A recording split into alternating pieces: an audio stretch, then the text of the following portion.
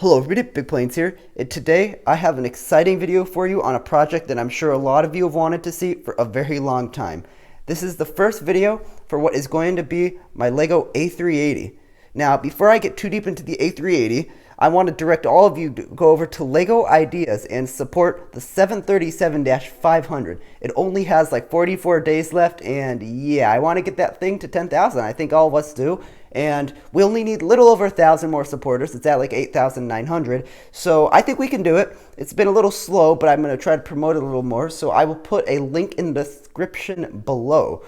And yeah, let's try to get that to 10,000 supporters before the deadline, because it'd be a shame if it ran out right before the deadline. So yeah, this video is not about the 737 though. It's about the A380. So I have finally, after months and months of collecting parts and years of saying I would build this plane, I've actually started putting some bricks together. So I'm going to talk to you about what I've done so far. A lot of stuff is still preliminary. I'm just sort of laying out ideas of where I want to put what, all sorts of things, and I have my outlines, but I'll start up here and move my way back. So I don't know if a lot of you have seen this outline yet, but I think I made it back in like February.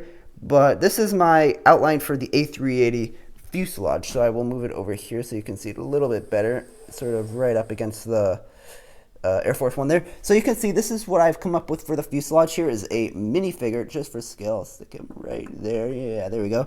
So that's how big this thing is. You can see that it will have 6 seats up top and 8 seats below. I know it's not exactly how the A380 was, and this is going to be an Emirates A380, but like I said, this is Lego scale. It's about all I can really do, so just be aware of that. But this thing is going to be 24 studs wide from this right here to this right here, and I'm not sure how tall it is, but it's big. This one was, I believe, 22 studs wide, so this one is 2 studs wider.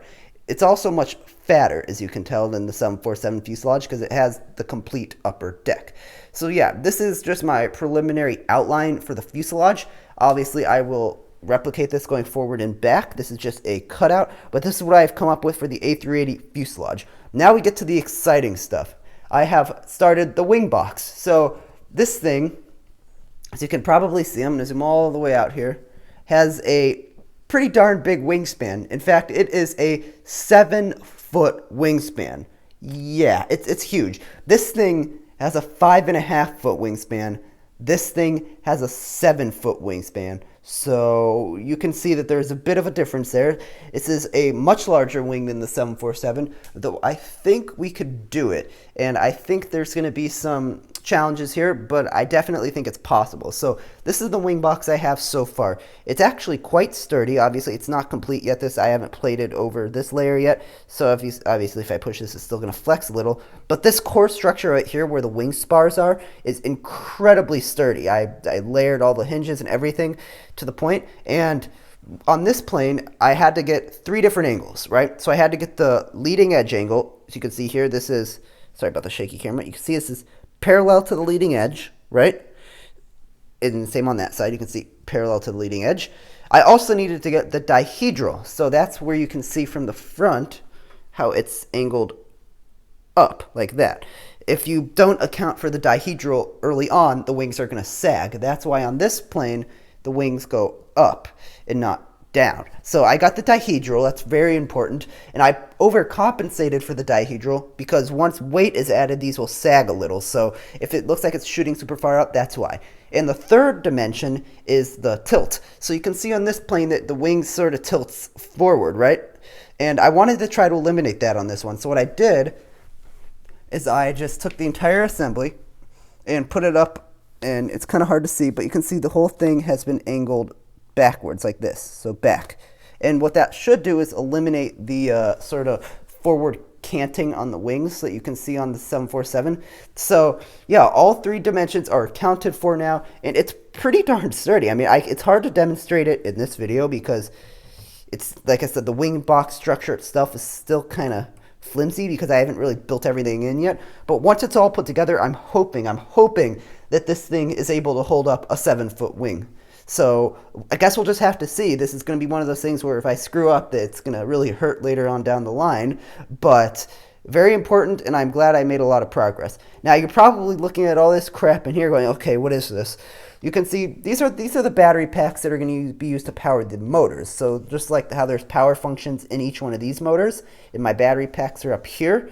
In this model, I'm going to put them back here instead of right up here because this is a weak point, a structural weak point, and I want to fill that in with structure. I don't want to have batteries there. So I'm going to put the batteries back here.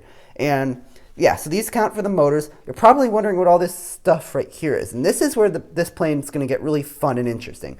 So I have this idea where I'm going to try to power all of the trailing edge control surfaces, except for maybe the ailerons, because those are on a different circuit. But whatever. What I'm talking about is I want to power the flaps here, and I want to power the spoilers. And the way I'm going to do that is I'm going to take a couple of these larger XL motors right here. I'm going to put them at the base of the wing. They'll be attached to the wing, not to the wing box. There'll be an axle that will run all the way up here to the end here.